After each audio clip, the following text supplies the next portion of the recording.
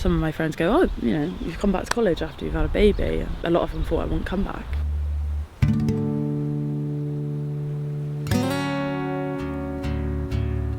I used to walk quite a bit. Didn't really get tired then, but it is a lot different now. I have really, really bad anxiety, even in my sleep.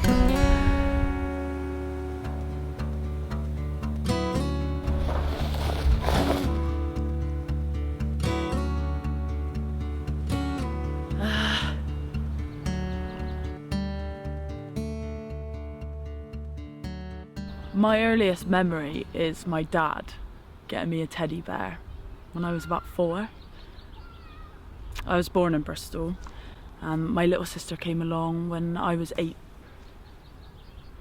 I was a bigger child, lots of problems hearing when I was younger, so I'd have to go to lots of appointments for hearing aids, so I was quite behind and I was always getting picked on. I think they found it funny to pick on someone who wasn't that confident. They would call me fat, ugly, you know, stuff like that. One day I had rocks thrown at me and I was in the girls' bathroom and someone strangled me. I didn't want to go to school. I didn't like sports because people used to throw balls at me, and even people in the year younger than me were like kicking my bag on the way home.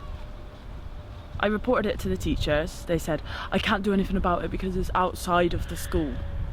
Then when I was about 15, the kids were about to pull my trousers down, and that's when the teachers decided to do something about it.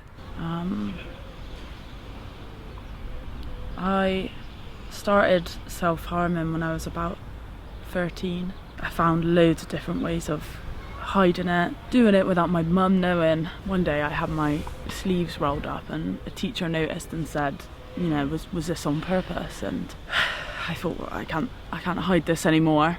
They said, you know, do you want me to call your mum? And I went, yeah.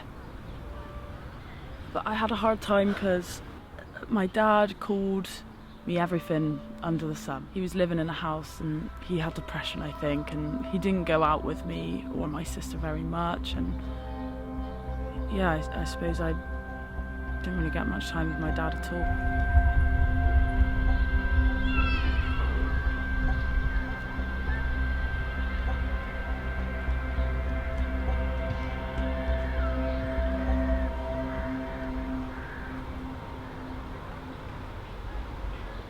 I was diagnosed with depression at 15, but the doctors, they didn't put me on any medication.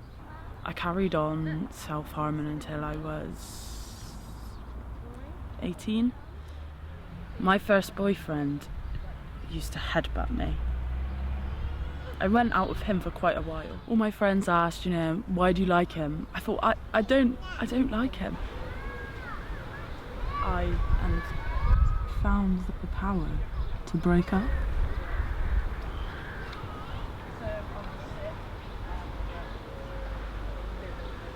Well, when I'd just turned 16, I went out with this guy and he was grooming me. He was nice and friendly and we were on and off for about 3 months. And then he just said, if you want to be with me, you've got to sleep with my mate. I just didn't want to do it. He forced me to sleep with him.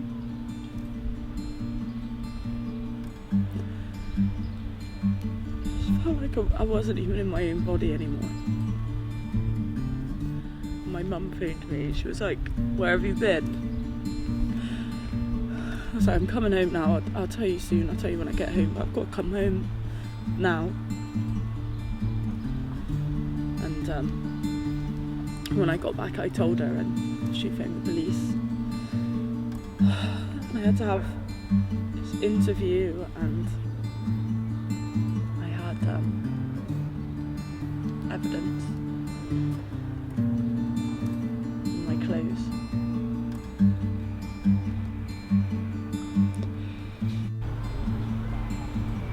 He's done it to other women as well. I think he's got like 3.5 years in the end. Good. It's not enough for what he's done. Why should I have to live with it? And why should other women live with the guilt and not sleeping at night? It was 3 years ago, and some nights I still have nightmares. Then I wake up and I just have a full panic attack.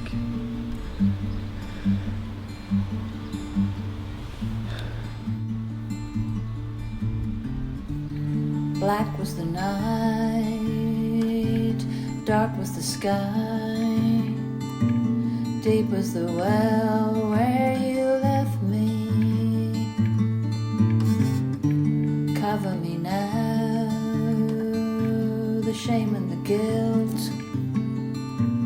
Give me a mask of beauty, won't you throw me a line, give me some hope, show me a sign that there is another day.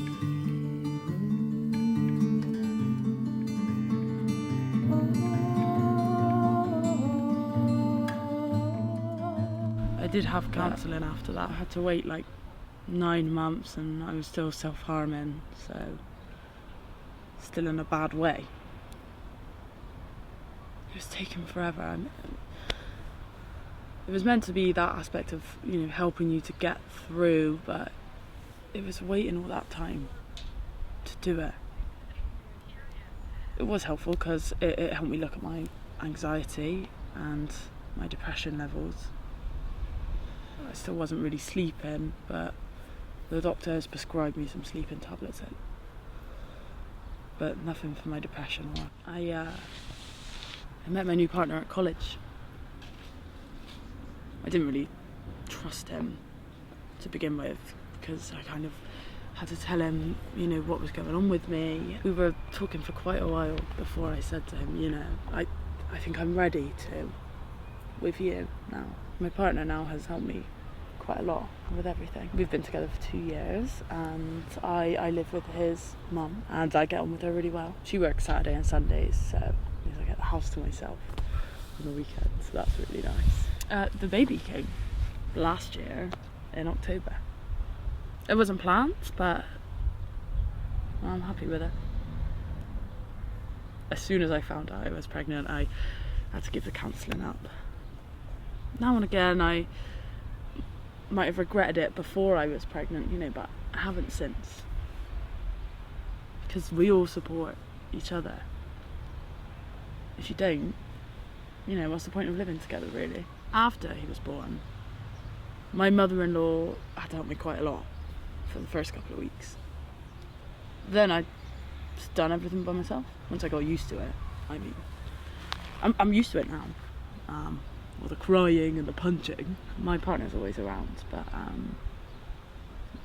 I got to ask him to do stuff because he plays a lot of games. A lot of people say I'm like his mum, but I do it all by myself really. You know, some days it's hard, some days he's bad, some nights he sleeps, some nights he doesn't, and it's hard enough for me to get sleep, do you know what I mean? So I'm up at 5 in the morning, and if I take the antidepressants late, then it's like I can't get to sleep until about 3 or 4 in the morning. When I get anxious, I start freaking out. I start looking, you know, behind me a lot when I'm walking and on my own, and normally I'll play some music to kind of hold me, but if I don't have that, I just kind of, you know, try to ignore it. Or sometimes I'll call my partner and say, you know, I'm freaking out, can you stay on the phone? And he just talks me through it. He goes like, calm down, just take a deep breath, you're okay. And yeah, I find that really helpful. It's quite good because sometimes he gets it as well. He's just got to text me and I come up if I'm not busy. I cuddle him, make sure he's alright, just calm him down. Yeah, lockdown was really hard because I couldn't see my family because they live in St. Paul's, and it was hard for me to see anyone. I didn't get to see my friends either, and it went quite bad. I was phoning up my mum or my nan, but I talked to her about my partner more than anything. He understands because he's got depression, so it is easy for me to talk to him. But before lockdown, you know, I would see my family like every weekend, and I would go over with my son and we would all meet each other, and it's a lot different now to how it was.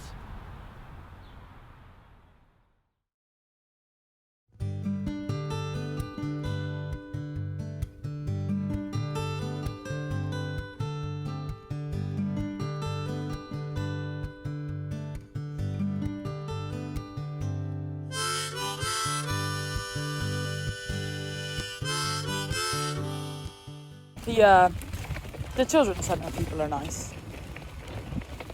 Yeah. I talked to one last week. I can't really remember her name now, but we talked for about an hour. I was like, oh, I better go in now. We were talking about college, just chatting. Sometimes I don't even take Dan along with me, so I can just stand and, you know, chat normally. More activities with children, going outside and playing would be quite handy. They're doing buggy walks though with other mums, but I do quite a lot of walking already. I walk up and down hills. I walk to college and back every day, which is like an hour. That's 2 hours of walking a day. I used to walk quite a bit then. I didn't really get tired, but yeah, it's a lot different now. College is kind of hectic because I've got like 8 pieces of work to do, you know, every week. On Mondays I get back at like 5, which is late, so sometimes my mother-in-law does the cooking, and that's really nice because I can just get back and relax. So I'm getting a bit of freedom by doing that, you know, by going out, and I get to be my old self a bit, you know, kind of like before I had Dan.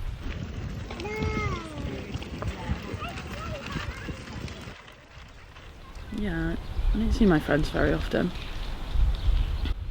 apart from college. Yeah, I haven't seen them for a while. When I was pregnant, not really at all. Some of my friends go, oh, you know, you've come back to college after you've had a baby, and a lot of them thought I wouldn't come back.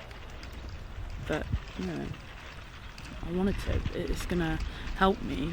I want to work with older people in a care home. It's what I've always wanted to do, really. I really like looking after older people, and it's fun. I like to take people on days out, you know, planning it all. I've always liked looking after people. My partner and I, we haven't had a holiday together yet, but next year we are going to Butlins in a big caravan. There's going to be 7 of us, but I think me and my partner will probably just run away for the day and, you know, take Daniel out. Gym is something I want to do, but it's just the money side of it. Every month we have £300 to last us a whole month. I've got all my own clothes from when I was 15. I'm on low income, so food parcels save a bit of money, and sometimes my mother-in-law will help us get a couple of bits of food in, you know, if we don't have that much left, and the rent is quite high, so obviously it does push our budget. We just have to be very, very careful with money. But me working in a care home, probably get about £1,000 a month then, so it should be a lot better. And when I've got the money, I'm gonna get a gym membership. Yeah. It's all right with